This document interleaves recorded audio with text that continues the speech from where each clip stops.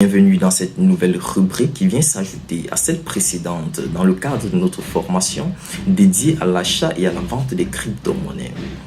Dans cette rubrique, nous parlerons d'un outil extrêmement essentiel lorsque vous vous aventurez dans le monde des crypto-monnaies. Il s'agit entre autres des portefeuilles. D'entrée de jeu, ce que vous deviez savoir, c'est que nous distinguons dans le monde de la crypto-monnaie trois grands types de portefeuilles. Nous avons les portefeuilles centralisés, nous avons les portefeuilles décentralisés et nous avons les cold wallets. Nous classons tout ceci en deux grandes catégories, à savoir les portefeuilles online qui sont constitués des portefeuilles centralisés et des portefeuilles décentralisés, et de l'autre côté, les portefeuilles froids. La différence fondamentale qu'il existe entre un portefeuille centralisé et un portefeuille décentralisé réside au niveau de la détention des fonds. Comme dans tout système centralisé, lorsque vous déposez vos fonds dans une plateforme centralisée, alors vos fonds ne vous appartiennent en réalité pas. Tout simplement parce que du jour au lendemain, la plateforme peut subir un hack ou alors peut avoir des bugs. Dans ce cas précis, pendant une période déterminée ou alors indéterminée, vous perdez simplement l'accès à vos fonds. Alors que lorsque vous utilisez un portefeuille décentralisé, vos fonds vous appartiennent. Dans d'autres cas, l'un des avantages d'une plateforme centralisée, c'est que lorsque vous utilisez une plateforme centralisée, alors vous ne vous souciez pas de la sécurité. Tout ce dont vous avez à faire, c'est uniquement faire vos achats et déposer vos fonds sur la plateforme centralisée et elle-même se charge du reste. Alors que lorsque vous utilisez un portefeuille décentralisé, la sécurité vous appartient entièrement. Si par fausse manœuvre, un lien réussit à vous hacker ou alors quelqu'un réussit à avoir accès à votre portefeuille, alors vous êtes simplement dérobé de la totalité de vos fonds. Il est mine de rien important de rappeler que dans le cadre d'une plateforme centralisée, vous pourriez toujours, en cas de petit pépin, entrer finalement en possession de vos fonds par le biais du service client ou encore même en faisant une requête à la plateforme. Alors que dans le cas de la plateforme décentralisée, vous perdez tout car vous ne pouvez faire aucune revendication à personne.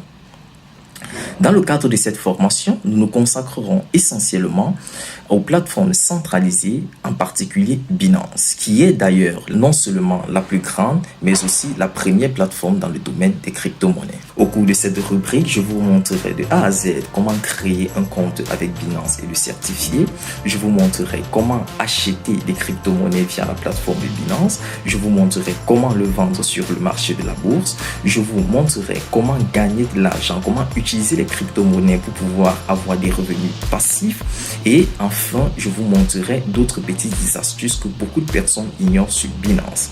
Assez parlé, je vous donne rendez-vous juste derrière l'ordinateur. Binance.com, c'est déjà dans notre navigateur. Nous attendons que ceci charge. Une minute les amis, je ne le vous avais pas dit, si vous êtes sur ordinateur, il est important d'aller d'abord télécharger Adblock Plus. Adblock Plus, en réalité, c'est une extension Google qui vous permet de vous protéger contre les faux liens. Quelquefois, quand vous allez cliquer sur votre site, sur le site Binance, si vous ne faites pas attention, vous serez dirigé vers un faux site qui aura exactement la même texture que Binance. Et une fois que vous aurez entré vos informations de connexion, alors vous serez piraté. Vous voyez, lorsqu'on arrive sur le site officiel de Adblock, là, c'est supprimé de Chrome parce que moi, je l'ai déjà.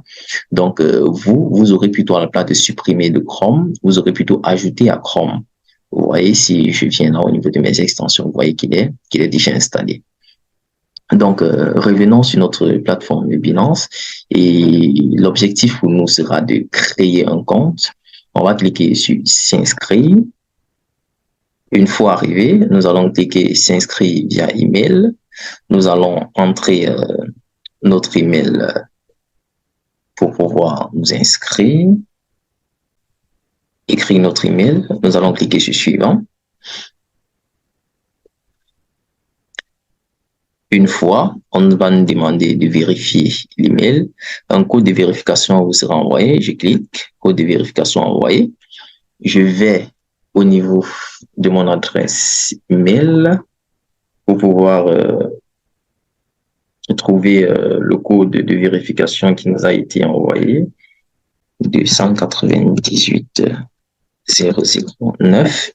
Je clique sur envoyer. Ça, c'est pour vérifier qu'effectivement, je suis le propriétaire de cette adresse email. Ici, maintenant, il me faut définir un mot de passe. Bon, je vais le faire, je vais définir comme c'est une vidéo test, je vais le définir comme ça.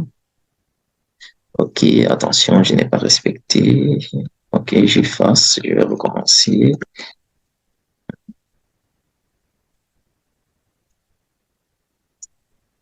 D'accord. On va aller sur suivant. À la suite, mon compte a été créé. Une fois que votre compte a été créé, vous allez atterrir sur cette page ici. Ça, c'est l'interface d'accueil. Alors, pour pouvoir faire l'achat ou bien pour aller plus loin, il est important de passer, de faire le processus de KYC. Le KYC, c'est un processus utilisé par toutes les plateformes centralisées exerçant dans le domaine des crypto-monnaies pour pouvoir s'assurer que la personne qui est en train de créer compte existe bel et bien quelque part. Donc, nous allons cliquer à ce niveau, obtenir le statut vérifié. Une fois fait, on clique de nouveau là, obtenir le statut vérifié. Dès que ça charge, nous allons remplir les informations dont il faut. Effectivement, nous sommes depuis le Cameroun. On clique sur continuer. Arrivé ici, nous allons remplir les informations. Permettez-moi que je le fasse de façon aléatoire. Ça, c'est une adresse email que j'ai pris au hasard, à la volée, pour pouvoir vous montrer un peu comment le processus se passe. En réalité, mon compte, je l'ai déjà fait et je l'ai déjà vérifié. Bon, on va essayer et je vous montrerai le process. Pays, nous allons choisir le Cameroun. Prénom, nous allons dire Ali Baba. Au niveau de deuxième prénom, nous allons dire, nous allons saisir Francky. Voilà, au niveau du nom, nous allons saisir Gandia. Date de naissance, mettons 1989. Le mois, nous allons mettre 09 et puis on peut s'amuser à mettre le prénom. 1800, ah d'accord, je vois où ça peut. Bon, c'est 1989, ok. Donc, une fois continué, nous mettons l'adresse de domicile. Nous sommes à Douala, au Cameroun. On va cliquer sur continuer. Code postal. Nous allons mettre 13 872. OK. Et on va cliquer sur continuer. D'accord. Voici exactement ce que l'on appelle le KYC. Arrivé à cette étape-ci, c'est très simple. Ce que vous deviez faire, puisque le nom que j'ai inscrit sur la plateforme, je n'ai pas les pièces d'identité associées à ce nom-là. C'était un exemple que l'on prenait. Vous allez ici suivre simplement la procédure que Binance vous demande pour pouvoir vérifier votre compte. Vous allez préparer un document. Ce sera soit, vous pourriez le faire soit avec un passeport, soit avec une carte d'identité, ou bien soit avec un permis de conduire. Une fois votre KYC fait, vous allez atterrir sur cette page ici. La première remarque que nous pouvons faire sur cette page, c'est que nous avons maintenant un bouton acheter maintenant. Ça veut tout simplement dire que notre KYC a été validé et que Binance est prête à faire les affaires avec nous. L'autre conseil que je vais vous donner, c'est qu'au préalable, avant de remplir les informations pour votre KYC, sélectionnez au préalable la pièce que vous allez utiliser pour pouvoir après vérifier ces informations. Et rassurez-vous de faire effectivement un copier-coller au niveau de la plateforme de ce qui est écrit sur votre pièce d'identification. Parce que voyez-vous, au moment où Binance va vous demander d'envoyer une photo de votre pièce d'identification, lorsqu'elle va comparer avec les informations que vous avez écrites, si elle ne concorde pas mot à mot à ce que vous avez écrit, alors elle rejettera votre pièce. Je le rappelle encore, la procédure est extrêmement simple lorsque vous suivez les étapes telles qu'elles vous ont été prescrites. Et si par ailleurs, ou bien si par hasard, Au moment où vous le faites, vous rencontrez des difficultés, alors il n'y a pas de problème, vous pouvez me contacter pour que ensemble nous puissions voir ce qui n'a pas marché. Et la première chose que nous allons voir sur cette plateforme, c'est comment acheter des crypto-monnaies. Mais avant, pour pouvoir acheter des crypto-monnaies, vous allez d'entrée de jeu euh, mettre dans la tête qu'il existe trois façons d'acheter des crypto-monnaies, soit par carte bancaire, soit par un compte bancaire ou alors soit par ce qu'on appelle la méthode P2P. La différence entre les trois méthodes, c'est quoi? C'est que lorsque vous passez par un compte bancaire, votre compte bancaire, elle prend entre 48 et 72 heures et elle n'a pas de frais. Voilà. Et lorsque vous passez par un paiement par la carte, ce paiement est instantané et elle vous coûte 2% du montant de votre transaction. Et de l'autre côté, le P2P, c'est juste Binance qui vous met en relation avec des personnes qui vendent de la crypto dans votre zone. Et puis, vous pouviez échanger de façon rapide. Si, par exemple, vous avez du franc CFA dans un portefeuille électronique, vous pouvez faire un dépôt à la personne et la personne vous envoie des crypto-monnaies. Mais c'est un moyen sécurisé. Je l'ai déjà fait plusieurs fois, donc ne vous inquiétez pas. Dans le cadre de cette formation, nous allons nous concentrer sur dans un premier temps, sur les dépôts par carte de crédit. Voilà. Les dépôts P2P et par compte bancaire feront l'objet dans notre formation avancée. Voilà. Nous allons cliquer sur l'onglet Acheter crypto-monnaie. Nous allons venir dans carte de crédit. Nous allons cliquer sur carte de crédit. Arrivé à ce niveau, il est question pour nous de choisir la devise dans laquelle nous voulons faire l'achat et la crypto-monnaie que nous souhaitons recevoir. Le conseil que je vais vous donner, c'est qu'au niveau de la crypto-monnaie que nous voulons recevoir, je nous conseille de prendre l'USDT, qui est un stable coin. Voilà. Et vous allez voir à ce niveau, c'est ZAF, parce que je suis au Cameroun, parce que je suis à Douala, et parce que j'ai eu l'habitude de faire des achats. Alors, c'est le logiciel à mémoriser déjà ma monnaie locale. Mais vous, en fonction de la zone de la monnaie que vous utiliserez, que vous utilisez dans votre zone, vous pourriez appuyer simplement sur cette flèche et sélectionner la monnaie qui correspond à votre zone géographique. Sinon, est-ce qu'ils sont avec un montant de 100 000 francs, 100 000 francs, on me dit, voilà la quantité d'USDT que je vais recevoir si je fais un achat de 100 000 francs. Je clique sur Continuer. À la prochaine étape, on va me demander d'ajouter les informations de ma carte. Naturellement, vous cliquerez sur Ajouter une nouvelle carte et puis à ce niveau, vous remplirez simplement, scrupuleusement les informations qui sont inscrites sur votre carte. Autre précision encore, si peu importe l'endroit où vous êtes situé dans le monde, vous pourrez, je vous conseille d'utiliser une carte prépayée pour pouvoir faire vos achats. Alors, vous remplirez les informations de la carte, le code de sécurité, vous mettrez la date d'expiration, toutes ces informations sont renseignées sur votre carte. Et dès que c'est fait, vous cliquerez sur Continuer. Une fois que c'est continué, on vous présentera le listing et puis vous validerez en cliquant juste sur Confirmer et votre opération, votre achat sera fait. Une fois notre achat fait, une fois notre portefeuille rechargé, la deuxième des choses, c'est que nous allons maintenant acheter de la crypto-monnaie. Pour pouvoir acheter de la crypto-monnaie, nous allons aller au niveau de notre portefeuille. Ainsi, nous allons aller sur l'image jusqu'à droite de notre écran. Nous allons cliquer là-dessus. Nous allons venir sur portefeuille, ensuite portefeuille spot. Spot, c'est un langage dans les plateformes d'échange qui veut simplement dire ce qui nous appartient ou bien alors nous avoir en crypto-monnaie.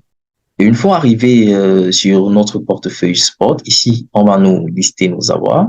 Mon compte, j'avais déjà fait un achat avant pour préparer cette vidéo. Voilà. Nous, l'achat que nous avions fait tout à l'heure, c'était en USDT. Pour pouvoir être conforme à ce que je vais faire tout à l'heure, parce que nous allons faire directement un achat, voilà, vous aurez l'USDT et à ce niveau, vous aurez le montant de l'USDT que vous aurez acheté. Sachant que le montant minimum, je crois, c'est 15 $. Voilà. Vous aurez ce montant-là. Maintenant, puisque je veux acheter le BNB, je viens sur BNB, je viens au niveau de trader. Lorsque je vais trader, il y a des différentes paires. Et puisque je vais utiliser l'USDT pour acheter le BNB, alors je viens sur la paire BNB USDT. Une fois que c'est fait, en fait, Binance va me rediriger au niveau du marché. Pour pouvoir le faire, je vais scroller jusqu'au fond. Lorsque j'arrive à ce niveau, ça c'est l'interface qui nous intéresse. Je ferme ça. Voici l'interface qui nous intéresse ici en bas. Vous allez voir ici, j'ai acheté BNB. Ici, j'ai vendre BNB. Ce que nous voulons faire, nous voulons acheter du BNB. Alors, pour ça, regardez là, nous avons ici trois onglets. Trois onglets nous intéressent. Nous avons l'onglet Limite, nous avons l'onglet Market et nous avons l'onglet Stop Limit. Limite veut simplement dire que vous achetez en prévision d'un prix. Je m'explique pour que ce soit beaucoup plus clair. Vous voyez, par exemple, à ce niveau, le BNB actuellement nous sommes actuellement à 313 $. Voilà, 313 $.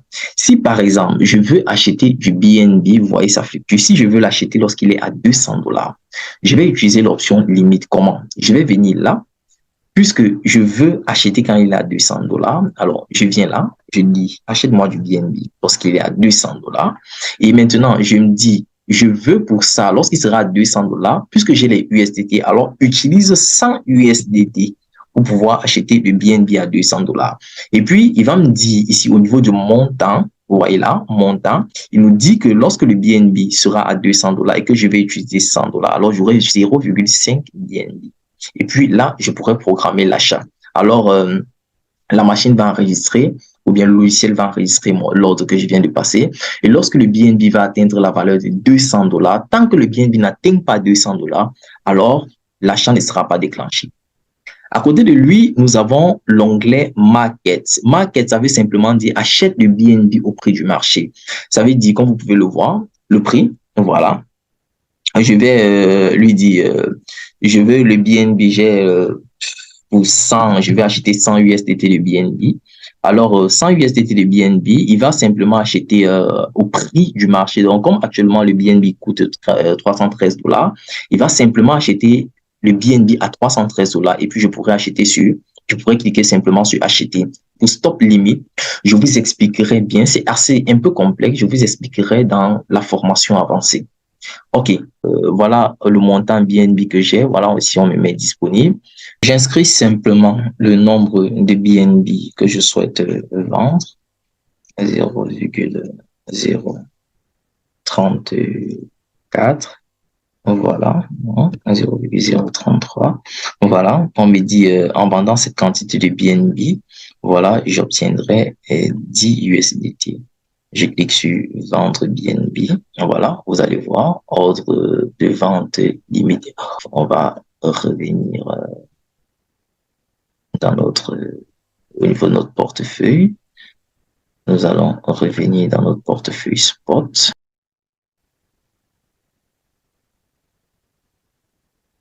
Nous avons effectivement nos USDT qu'on vient d'acheter. Voilà. Je vous ai dit tout à l'heure que je voulais acheter une nouvelle monnaie, par exemple le PP. On va prendre l'exemple du PP pour pouvoir le faire. Et c'est comme ça que vous allez vous comporter à chaque fois que vous voulez acheter une monnaie. Vous allez venir sur trader. Voilà, sur trader. Vous allez trader vos spots, vous tradez vos avoirs. Et ceci vous ramène sur le marché de la bourse. Il y a l'onglet recherche, vous avez la saisie, nombre du PP. Voilà, je sélectionne PP. Puisque je vais utiliser l'USDT pour acheter le PP, alors je sélectionne la paire PP USDT, simplement. Voilà. Et puis, une fois la paire choisie, nous allons venir au niveau d'acheter PP. Attends, risk warning, the price of this token. Binance nous dit que ce token est un sujet de haute volatilité, mais je pense pas que l'achat va pouvoir se faire. Mais si on quand même, bon, si on veut acheter la totalité, on va utiliser tout notre argent pour acheter. Alors, on lance achat PP. Ah, justement, vous avez vu, justement, ça refuse. Ok, nous allons changer de token. Nous allons acheter, bon, on va aller rapidement, le XRP. On choisit la paire USDT parce que nous voulons acheter avec du USDT. Alors, quand ça charge, nous scrollons, on vient en bas, on va acheter la totalité parce que l'achat minimum c'est 10 $ en fait. On va acheter la totalité, acheter XRP. Et, ok, l'ordre a été créé avec succès.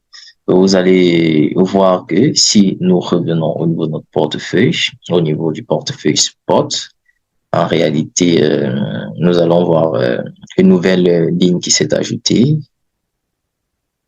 Ok, à cette ligne, nous pouvons voir exactement là, vous avez vu, voir le jeton que nous voulons acheter, le XRP.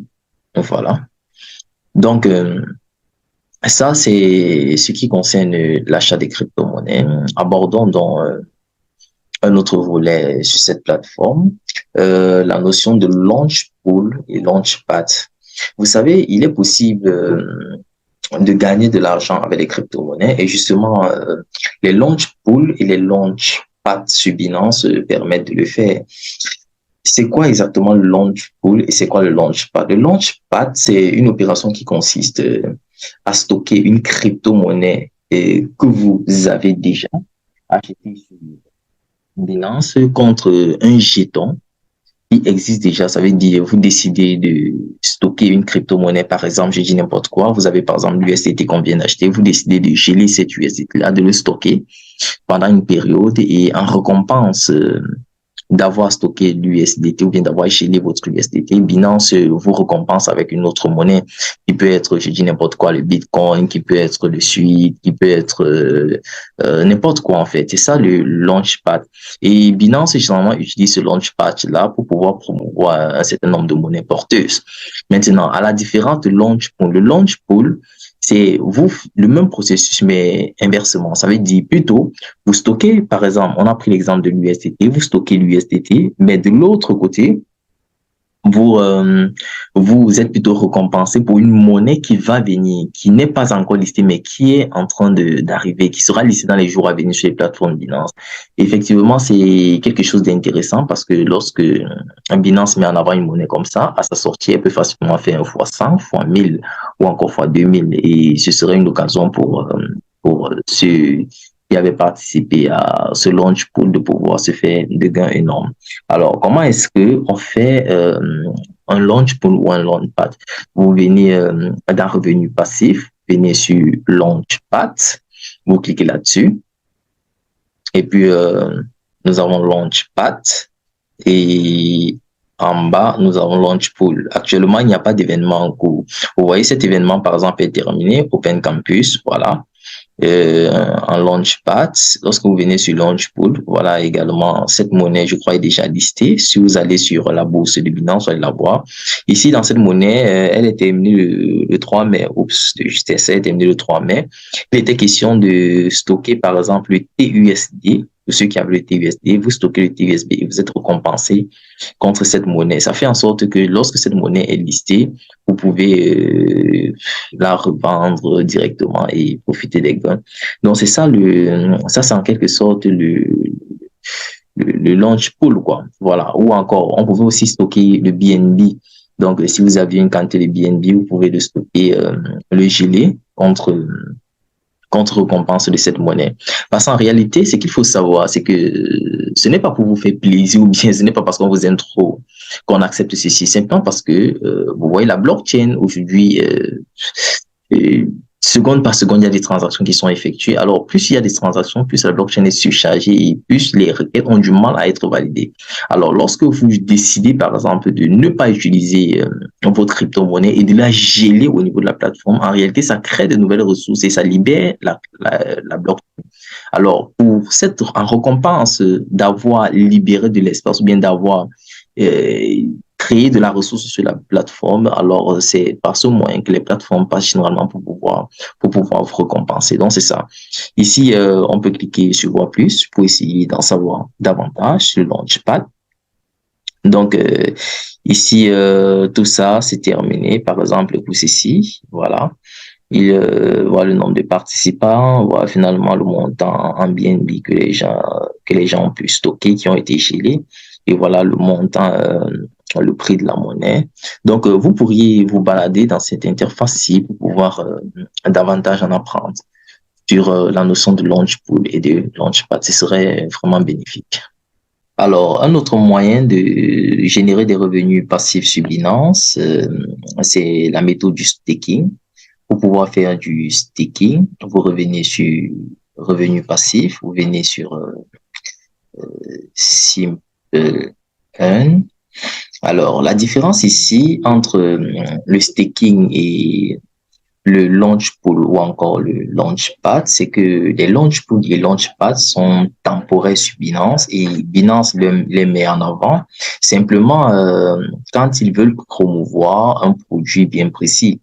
Alors que le staking, comme je vais vous présenter à cet instant, c'est une forme une manière de générer des revenus passifs en continu et cette option-ci est toujours disponible sur Binance. Alors, lorsque vous arrivez là, vous pourrez constater qu'il y a deux types. Nous avons deux types de staking. Nous avons le staking flexible, comme vous pouvez le voir, et le staking verrouillé.